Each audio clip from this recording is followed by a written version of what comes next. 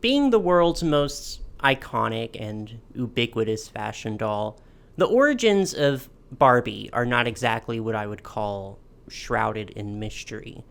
But where she comes from exactly is interesting in the sense that, depending on who you ask, you might get a slightly different answer. According to Mattel, the official inspiration for Barbie came from Mattel's co-founder, Ruth Handler, watching her daughter play with paper dolls and noticing how much she enjoyed acting out the fantasies of adult women. At the time, most of the dolls on the market were baby dolls or very young and meant to be cared for, not really aspirational figures. So, noticing that there was a gap in the market, she brought this up with her husband, Elliot Handler, Mattel's other founder. But he was less than enthusiastic about the idea of a doll that had the figure of an adult woman. And unfortunately for Ruth, a lot of Mattel's other directors agreed, so they rejected the idea. However, on a trip to Europe, Ruth made a curious discovery: a novelty doll marketed towards adult men who went by the name Bild Lilli, made in the likeness of a rather buxom adult woman. She purchased a few, including one for her daughter, then modified the doll with the help of Mattel's designers until it was the product that she had originally envisioned. On March 9th, 1959, Barbie made her debut at the International Toy Fair in New York City, and the rest is history. However, if you were to ask the creator of this other doll, this Bild Lilli, the story would be less romantic. In an interview with Anne Barrowclough, the Bild Lilli doll's creator, a man by the name of Rolf Hauser, says, "I felt at the time that Lilli had been stolen from me, and this is what I still believe." And he more or less blames Mattel for the downward spiral of his life and the ruin of the company that originally made the Lilli dolls. And if you were to ask the internet at large about Barbie's origins, you would get headlines like, "Meet Lilli, the high-end German call girl who became Barbie. The German sex doll that inspired America's most beloved toy. The Barbie doll started out as a high-class German escort called Lilli. Barbie was based on a cartoon prostitute who'd do anything for money." So, let's unpack that, shall we? But before we really get into it, first a word from today's sponsor. Big thank you to Scentbird for sponsoring today's video. So, like most of us out there, I love smelling good. I especially love, really sweet scents. I want to smell like a strawberry shortcake doll. I just find that those kinds of scents really match my personality best, and I just feel so cute and confident when I know I smell really sweet. But really good scents can be, to say the least, pretty expensive. Thankfully, Scentbird is a fragrance subscription service that allows you to try a new designer fragrance each month for just $17. With each fragrance, you get a 30-day supply to try out before committing to the price of a full-size bottle, and you can upgrade to include 2 or even 3 cents a month. They come in these really cute little bottles and magnetic cases that have a locking mechanism so they don't accidentally spray out in your bag or whatever you're carrying them in. And they really are the perfect size for traveling too. They just slip right into your bag, your purse, whatever you need to carry them in. There are over 600 designer brands to choose from designer labels like Prada, Gucci, and Versace, to even indie labels like Skylar, Heretic, and Confessions of a Rebel. Because I'm entirely predictable, the theme for my scents were really sweet and in cute pink bottles. So first, there's Pure Sugar from Eau de Juice, which smells literally like strawberry candy. I love it. It also has notes of grapefruit and jasmine, so it's not overwhelmingly sweet. Then there's Magnifica from Furla, which I think is a little more elegant. It's very delicate, very floral, and a little fruity. It has notes of mandarin, white rose, and even amber, which I think makes it smell really classy, I guess would be the word. It smells classy. And finally, Delina La Rose from Parfum de Marly, which I think is my favorite. She has notes of pear, Turkish rose, and softwood. It's sugary, it's soft, it's dreamy, and it makes me feel incredibly luxurious when I wear it. If you want to shop with Scentbird, make sure to click the link below or scan the QR code and use my code DOLLZ, that's DOLLZ, for 55% off your first month at Scentbird. That's only about $8 for your first month. Thanks again to Scentbird for sponsoring this video. Let's get back into it. So it's considered kind of a dark secret, if you will, that Barbie's original incarnation was a doll that was considered a novelty toy for adult men. There's really no shortage of people out there who will tell you something like, hey, did you know Barbie was originally a sex doll? Like it's some kind of dark conspiracy. The people love a good scandal, even if it means going on the internet and, telling lies. If you've been around here for a while, you may remember that I've covered this subject briefly before, twice actually. Once in a video over dolls that were accused of plagiarism, and once in a video over what I thought were Barbie's dumbest controversies. But I wanted to revisit it in more detail because, well, in the interest of honesty, because I'm passionate about clearing up misinformation when it comes to fashion dolls, and also because I'm really petty. So I dedicate this video to that person on Twitter who tried arguing with me over this exact subject and told me to watch an episode of Netflix's Toys That Made Us in order to educate myself. This goes out to you. Needless to say, we're going to be doing a little deep dive and exploration into the central figure of Barbie's origin story. This doll named Bild Lilli, who has been called many things that she is not, and is actually an incredibly interesting figure that deserves more recognition, especially when it comes to the history of fashion dolls. So, who is Lilli? Her origins date back to the early 50s in Germany. Before she was a doll, she was a comic strip character created by the cartoonist Reinhard Beutin. He was working for a conservative tabloid called Bild Zeitung. And you guys are absolutely free to correct my pronunciations on any of these names. I looked up how to pronounce them, but sometimes my Texas accent is just incompatible with the sounds I know I'm supposed to make. Anyways, Reinhardt was told to draw literally anything because there was a blank space left in the paper from a story that had been dropped earlier. His first illustration was a baby, but his editors rejected that idea, and so instead he drew what would become Lilli, a young, busty woman with an hourglass figure and her signature ponytail. The first Lilli comic was published June 24th, 1952 in Bild's inaugural issue, and featured Lilli asking a fortune teller, "Can't you give me the name and address of this tall, handsome, rich man?" She was a hit, and would go on to become a sort of mascot figure for the paper, and later very much a pop culture icon in Germany. Reinhardt would continue drawing Lilli comics to quite a lot of success, and here's where we hit our first big misconception about Lilli. Because English translations are not widely available, there's this big game of telephone across a lot of English-speaking media outlets, so there's a lot of weird ideas as to what exactly the content of the Lilli comics were. A lot of publications reported that Lilli was a sex worker. Others seem to think that the comic strip was pornographic, but neither of these assertions are entirely correct. What Lilli was a caricature, sort of the post-war ideal of a German woman. She was independent, she earned her own income, but still considered marriage a priority. She was flirty and somewhat promiscuous, but had high standards for the men in her life. She was young and attractive and had no qualms about flaunting her body. Lilli's actual choice of employment seems to be a little ambiguous, at least to someone like me who doesn't speak German. I couldn't really find a definitive answer. She seems to work at a newspaper office, either as a clerical worker or some sort of secretary.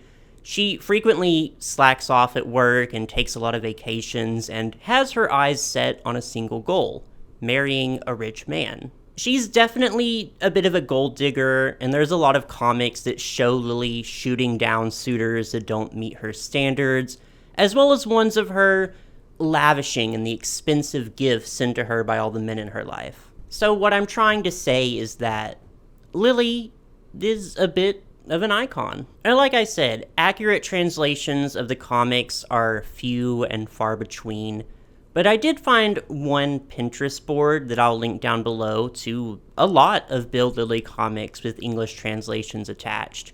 It's not an exhaustive history of Lilli, as I imagine a lot of the comics were just lost to time, but it's enough to give us an idea of who exactly Lilli was. So let's go through a few of them. Why so effusive, Camilo? You don't need to get me all the sparkling stars of heaven right away. A sparkling ring from the jeweler is all it takes. I think I've fallen in love with Horst. At any rate, I always think of him, especially when I see something I can't afford to buy with my own money. That serenade was very nice. Is 5 marks enough in return for it? When I look at my gifts, I have to say that Peter is closest to my heart. Strange, when I wear new shoes, you usually don't notice. When I wear a new sweater, you notice immediately. So the impression you get of Lilli is that she is certainly not what you may call a woman of virtue, but the comics were never really anything explicit or not safe for work beyond some vague suggestions, which for the time was still something that was pretty heavily criticized, especially when you bring gender politics into it. Some saw Lilli as a demeaning portrayal of women and an insulting men's fantasy, but she actually became pretty popular with some female readers too, because Lilli was independent. She was sassy and funny and in complete control of her body and sexuality, qualities that were pretty uncommon for female characters at the time. From that same interview with Rolf Hauser mentioned, Lilli was symbolic of her time. She was sexy, young, innocent, fresh. She was independent, but, and this is most important, no one could say she wasn't a virgin. Lilli's popularity was so great that Reinhardt suggested that they make merchandise of her, specifically a doll. He went to 12 different manufacturers before he found Rolf Hauser, who owned the company O&M Hauser with his brother Kurt, which would later become Greiner and Hauser. Together, they were successfully able to manufacture the Lilli doll, and she hit shelves August 12, 1955. The Lilli doll came in 2 variants, one 12 inches tall and one 7.5 inches tall. She was made of hard plastic, was anatomically incorrect, despite what many sources may tell you. She had feet permanently molded into a pair of black high heels and came packaged in a clear plastic tube along with a stand. Also included to purchase was an extensive catalog of over 100 additional outfits for Lilli, which were designed by Rolf's mother-in-law, a woman named Martha Marr, with custom orders also available. In the interview, Rolf muses about this wealthy woman who custom ordered a Lilli doll dressed in real mink fur, which she happily paid thousands of marks for. And yes, Lilli was originally marketed as a novelty item for adult men. But no, that does not mean sex doll. Because again, she was barely a foot tall, made of hard plastic, and anatomically incorrect. She was more or less like a 3-dimensional pinup girl. The smaller dolls you could hang up in your car, on your rearview mirror. The larger ones you could give as a gift at a bachelor party or display in your office, stuff like that. There's even some advertisements from the time that suggests giving Lilli dolls as a gift to your girl on Valentine's Day. Reportedly, a total of 130,000 Lilli dolls were made, which is a pretty large number for a toy that was only meant to be a novelty item.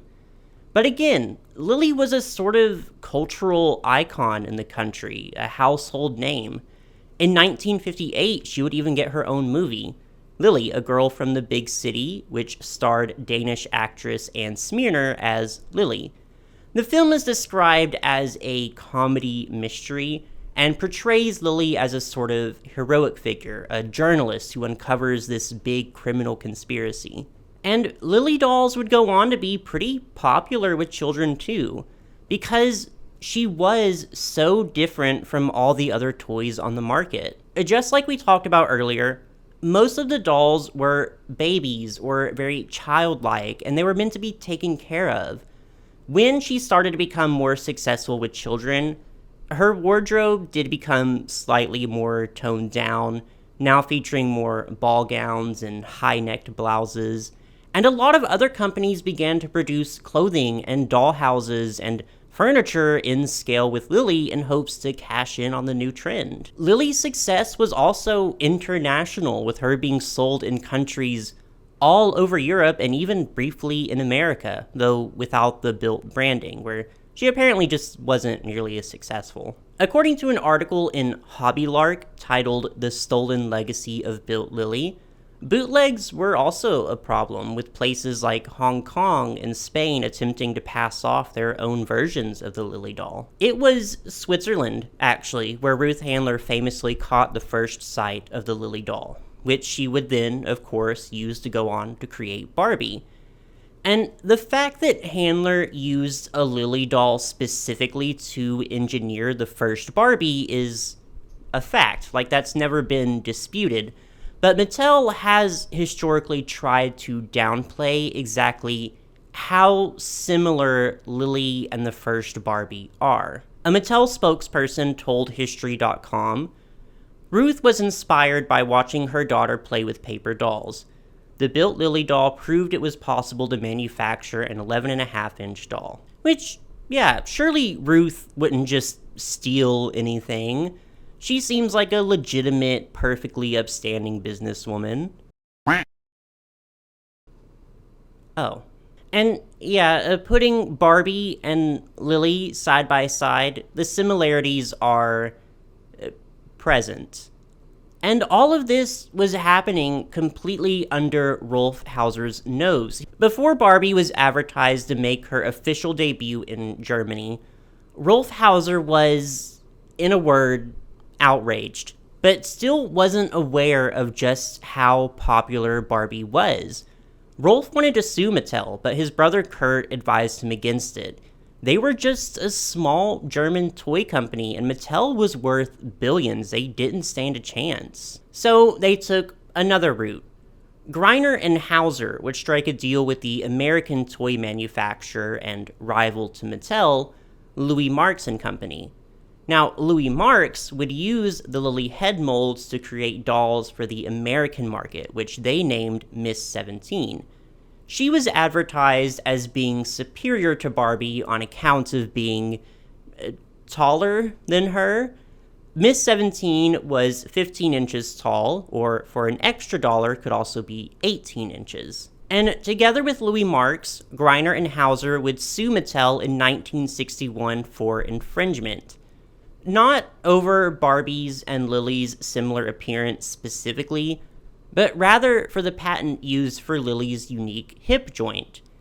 It was a move that I think was mostly initiated by Louis Marx and unfortunately was not successful for either of them. By 1964, Rolf Hauser felt that his only remaining option was to sell the rights to Lilli to Mattel. I had no choice but to sell the patent. Even then, Mattel was a multi-million-dollar corporation, and by comparison, I was nothing. Even if a judge had my patent in front of him so he could see that Barbie was my Lilli, he would decide in favor of Mattel.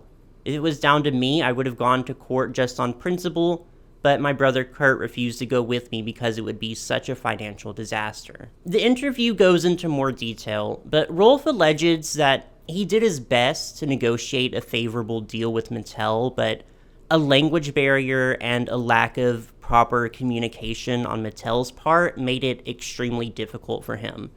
He signed a contract that was written in English that he couldn't fully understand and sold the rights to the Lilli doll for what would have been if I did the math correctly, about $30,000 USD in today's money. Since the company wasn't able to manufacture or sell Lilli dolls anymore, they soon went under and Hauser was saddled with extreme debt from the fallout. If I had never made Lilli, there would never have been a Barbie doll and I would still be the head of one of Germany's top toy companies. Instead, everything my father suffered so much to build up has gone, and I am nothing. As for Lilli, the comic strip character, she stopped appearing in Bild in 1961. Reinhard Boutin would try to replicate Lilli's success with other comics after her discontinuation, but none of them reached the heights that she did. In her last few issues, Lilli actually fell in love and got married. She quit her job and began to sport a mature bob in lieu of the ponytail she wore during her more flirtatious years. But it wasn't over, not just yet. Many years later, in 2001, Greiner and Hauser's court-appointed liquidator sued Mattel yet again, claiming that Hauser was defrauded into the agreement and asserted their right to royalties on every Barbie doll sold since 1964. But this second attempt went no better, and the court ruled entirely in Mattel's favor, effectively putting a lid on that case for good. And today, Lilli is barely a footnote in Barbie's history. At best, recognized as like Barbie's sexy grandmother. At worst, treated like she's some kind of dirty little secret, which is kind of a sad ending to her legacy. Because in truth, Lilli's impact on fashion dolls is incredibly fascinating. She essentially set the standard for what we consider to be a fashion doll today, and she did it by complete accident.